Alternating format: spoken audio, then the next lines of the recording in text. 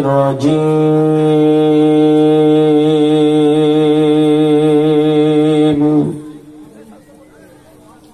بسم الله الرحمن الرحيم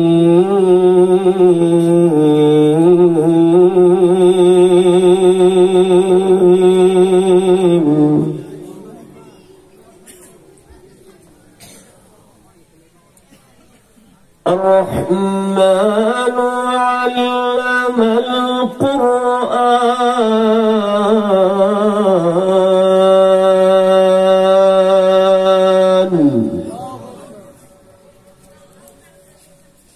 خلق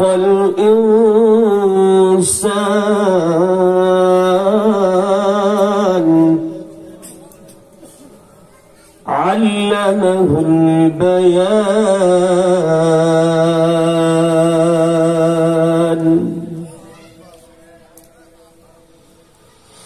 الرحمن علم القرآن خلق الإنسان علمه البيان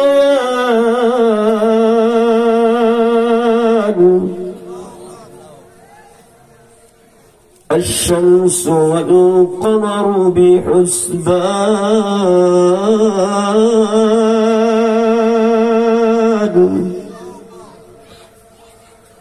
والنجم والشجر يسجدان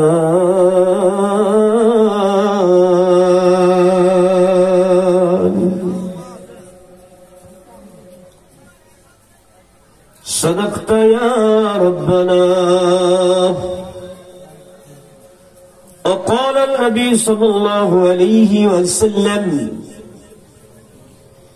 عن القيامة إذا اتخذ الفاء ذبالا والأمانة مغنما والزكاة مغرما وتعلمان غير الدين وأكسى آباءة الأزهار. وقال النبي صلى الله عليه وسلم بعد الفتنة والضلالة الناس قرب القيامة يا أيها الناس اتقوا اتقوا الله طويج الوجه وترض ربي وترفع الدرجات.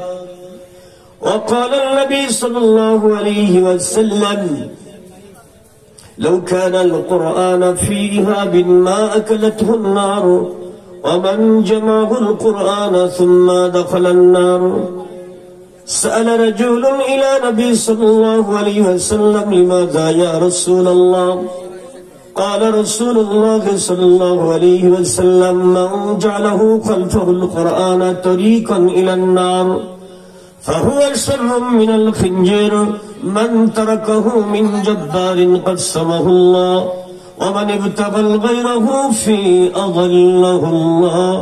رواه البخاري. وقال الله تعالى إن الله وملائكته يصلون على النبي يا أيها الذين آمنوا صلوا عليه وسلموا تسليما. اللهم صل على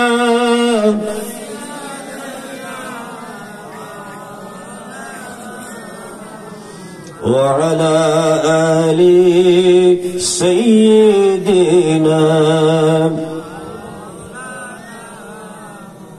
আমার সামনে হাজারো পুরুষ মানুষ বসে আছেন, মেহেরবানি করে কণ্ঠ নারীদের মতো পর্দা করবেন না, জবান খুলে দেন, পুরুষোচিত কণ্ঠে পড়ুন সকলে নবীর শানে আল্লাহুম্মা সাল্লি আলা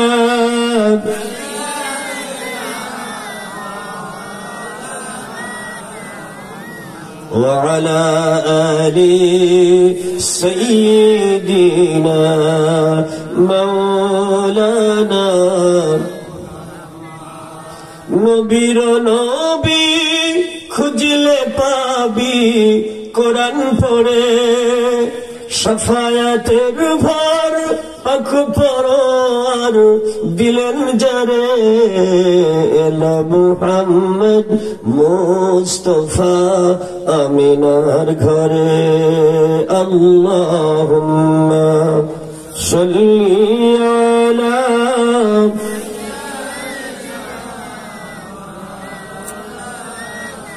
ওয়া আলা আলি মাওলানা আল্লাহ তাআলা হৌজ কাউসার দিলেন যারে ফেরেশতারা সালাম জানাই যার তরে ইয়া মুহাম্মদ এলো মুহাম্মদ মুস্তাফা আমিনার ঘরে লা ইলাহা জোরে লা ইলাহা ইল্লাল্লাহ বলো লা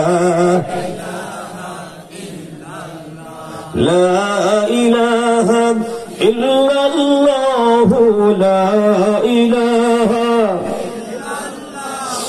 মুহাম্মাদুর রাসূলুল্লাহ সাল্লাল্লাহু আলাইহি ওয়াসাল্লাম। আল্লাহ পাকের দরবারে শুকরগুজার হচ্ছি যে মহান তাবারক ওয়া তাআলা তিলকপাড়া জামে মসজিদ সংলগ্ন মাঠে যুব সমাজের অত্র এলাকার যুব সমাজের আয়োজনে আল্লাহ রাব্বুল আলামিনের কোরআনের তাফসীর মাহফিলে প্যান্ডেলে পর্দার অন্তরালে হাজারো নর নারীকে কোরআন থেকে মধুপান করে সিরাতুল মুস্তাকিম বুঝে নেবার জন্য যে রব্বুল আলামিন আমাদের কবুল করেছেন, ওই শুকরিয়া আদায় করা দরকার। কারণ আল্লাহ হলেন সব সরকারের বড় সরকার। জোরে বলেন, সব সরকারের বড় সরকার কে? জোরসে বলেন, আরো জোরে। জোর হলো না, আর একবার দুই হাত তুলে বলেন আল্লাহু আকবার। রব্বানা লাকাল হামদ হামদান কাসীরান মুবারাকান তাইয়িবান ফীহি। দুরুদ সালাম পড়ছি নবী পাকের প্রতি, যিনি জীবন্ত কোরআন, বিশ্ব নেতা, সাইয়্যিদুল মুরসালিন, রাহমাতাল লিল মুহাম্মাদুর রাসূলুল্লাহ। সকলে বলুন সাল্লাল্লাহু আলাইহি ওয়াসাল্লাম। প্রিয় হাজিরিন, আজকের কোরআনের মাহফিলে কোনো ভূমিকা দরকার নেই, সরাসরি আলোচনায় চলে যাচ্ছি। তাফসীর হবে। জোরে বলেন, কি হবে?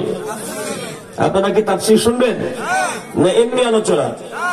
কথা বলেন, তাফসীর শুনবেন। আলহামদুলিল্লাহ, জোরে বলেন আলহামদুলিল্লাহ। স্বাধীন দেশের নাগরিকেরা নতুন করে স্বাধীন হলো, এখন আপনারা ভালো আছেন নিশ্চয়। আমি সালাম দিচ্ছি আজকের মাহফিলের সম্মানিত সভাপতি,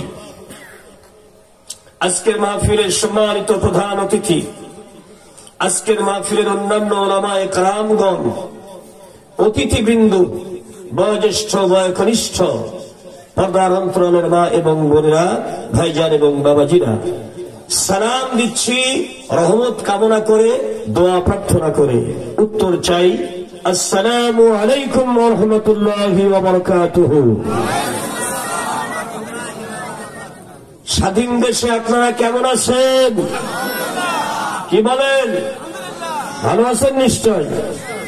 আলহামদুলিল্লাহ। আল্লাহ পাক আপনাদের দুনিয়া আখিরাতে ভালো রাখুন। তেলাওয়াত হয়েছে সূরা আর রহমানের কয়েকটি আয়াত। জোরে বলেন, কোন সূরা? আরো জোরে বলেন, সূরা রহমান। বুখারী শরীফের হিজরতের অধ্যায় থেকে একটি হাদিস পাঠ করেছি। বাকি কথা আল্লাহ পাক যেন আমাদেরকে হক আদায় করে তাফসীর আকারে বলার জন্য তৌফিক দান করেন। সকলে বলি আমিন। আরো জোরে বলি আমিন। প্রথম শব্দ আর রহমান। জোরে বলেন, প্রথম শব্দ কি?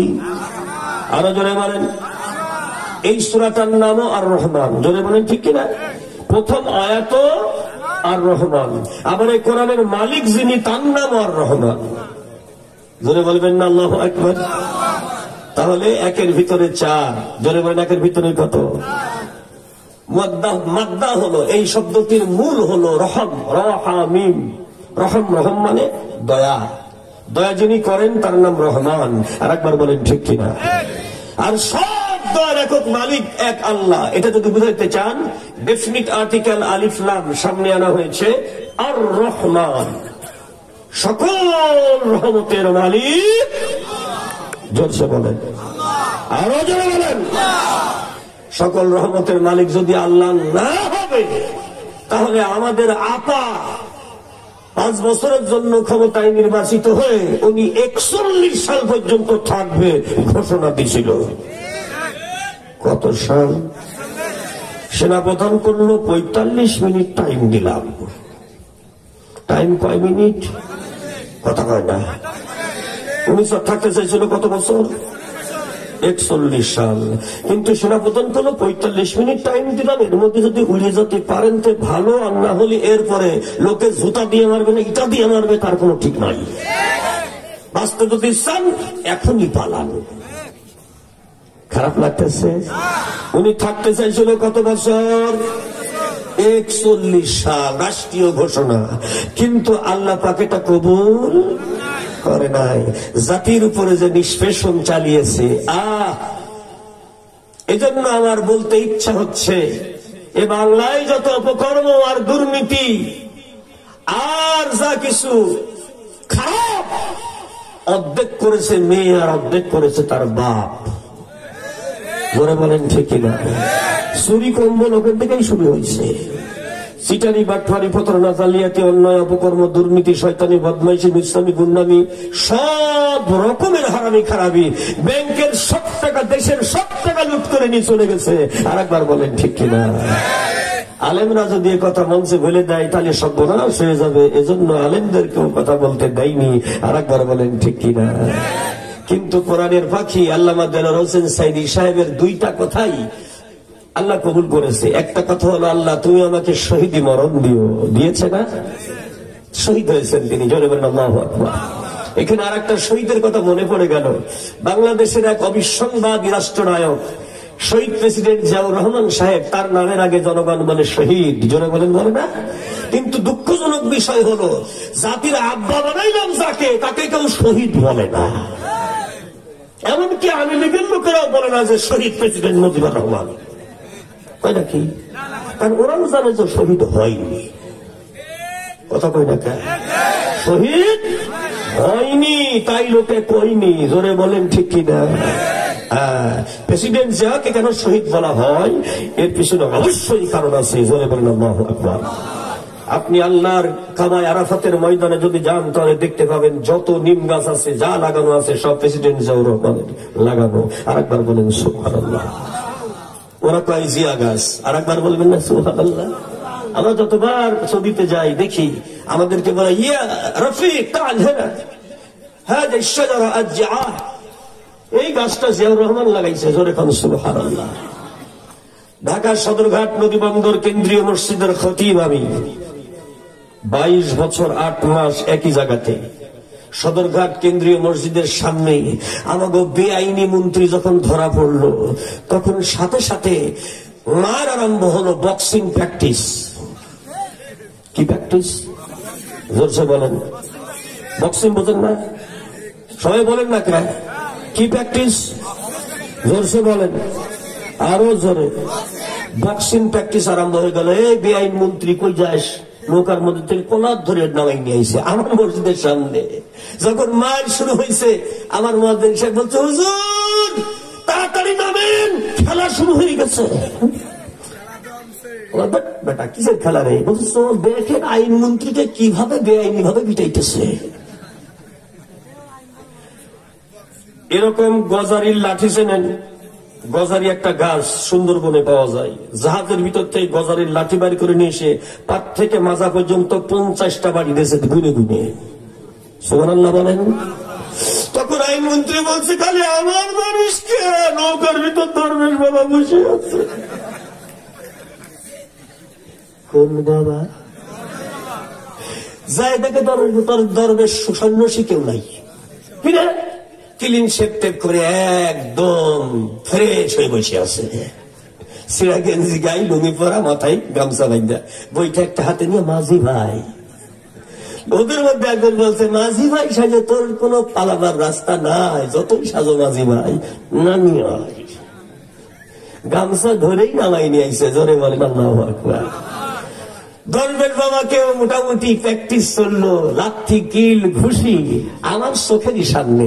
আর একবার বলবেন আল্লাহু আকবার। প্রিয় হাজিরিন, অন্যায় ভাবে দেশের আল্লাহর কোরআনের কত আলেমকে শাপলা চত্বরে হত্যা করা হলো, আল্লাহর কোরআনের কত কোরআনের আলেমকে হত্যা করা হলো, জেলখানায় পাঠানো হলো। আইন মন্ত্রী আইনের ফাঁক দিয়ে সবাই বাড়ায় গেল, হত্যাকারীদের বিচার হলো না, জোরে বলেন ঠিক কিনা? কিন্তু আল্লাহ রাব্বুল আলামিনের বান্দা বান্দি যদিও চেয়েছিল 41 সাল পর্যন্ত ঘোষণা দিলাম, আমাদের দেশের সেনাপ্রধান বলল 45 মিনিট। জোরে বলেন টাইম কয় মিনিট? এর মধ্যে যদি পালাইতে পারো আথা, নইলে বড় বিপদে পড়বা। তোমার বাপের দশা, তোমার দশা তার থেকে করুণ হবে। এই জন্য তাড়াতাড়ি যদি বাঁচতে চাও, দেশ ছেড়ে চলে যাও। আর একবার বলেন ঠিক কিনা? এই কথাটি কিন্তু আমার আপনার কথা না, এই কথাটি সাইদি সাহেবের কথা। জোরে বলেন কার কথা? আল্লামা সাইদি সাহেবের কথা। চট্টগ্রাম প্যারেডগ্রাম ময়দানে উনি বাংলাদেশের ভারতীয় দালাল এবং নাস্তিকদের উদ্দেশ্যে বলেছিলেন, আমাদেরকে মোল্লা বলে গালি দিও না, মৌলবাদী বলে গালি দিও না। আমাদেরকে যদি বলো মৌলবাদী, তাহলে আমরা মূলে আসি বা গুড়ায় আসি। তোমরা তাহলে আগায় বসে আছো, তোমরা আগাবাদী। গুড়া ধরে একটা ঝাঁকি দেব, তার কাতার বেড়া পার হয়ে মামার বাড়ি যায় পড়বা। আরো জোরে বলেন ঠিক কিনা? সত্যি তাই কিন্তু পড়েছে, আর দেশে আসতে পারবা না।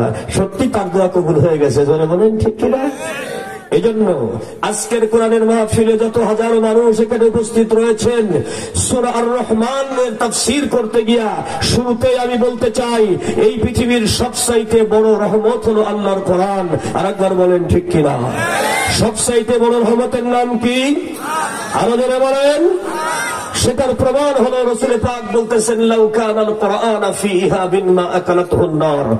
পৃথিবীর মধ্যে যদি কোন আল্লাহর বান্দা যত বড় গুনাহগার হোক, সে যদি কোরআন মানে জীবনের জন্য কোরআনের পথ যদি তার জীবনের পথ হয়, তাহলে ওই বান্দাকে আল্লাহর কোন জাহান্নামের শাস্তি স্পর্শ করবে না। আর একবার বলেন আল্লাহু আকবার। এজন্যই জীবন আছে যতক্ষণ কোরআন ছাড়বে না, ততক্ষণ কোরআনের পথই হবে আমাদের জীবনের পথ। ব্যক্তি জীবন থেকে শুরু করে, রান্নাঘর থেকে শুরু করে, জাতীয় সংসদ পর্যন্ত সব জায়গায় আল্লাহর কোরআন লাগবে। চিৎকার দিয়ে বলেন ঠিক কিনা? কে কে কোরআনকে সব জায়গায় চান? দুই হাত তুলে আল্লাহকে দেখান।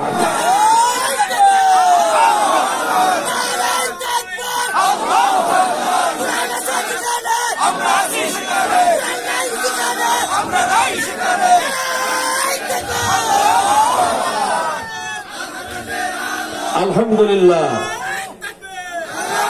প্রিয় হাজিরিন, আমি আপনাদের বলতেছি, প্রেসিডেন্ট জিয়াউর রহমানকে শহীদ বলা হয়, এর আরেকটি কারণ হলো নাস্তিকরা বাংলাদেশের মুসলমান উদ্দেশিত এই দ্বিতীয় বৃহত্তম মুসলিম দেশের সংবিধানে বিসমিল্লাহ লিখেছিল না।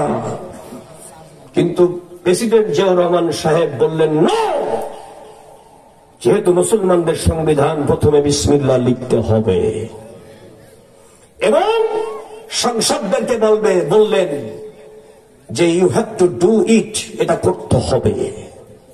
আপনারা প্রেসিডেন্ট জিয়াউরের নাম শুনেছেন, আর আমি প্রেসিডেন্ট জিয়াউর রহমান সাহেবের বাড়িতে মাহফিল করছি, উনার নানার বাড়ি মাহফিল করছি, উনার মা বাপের বাড়ি মাহফিল করছি, উনার খাটে আমি শুয়ে থাকছি। জোরে বলেন আল্লাহু আকবার।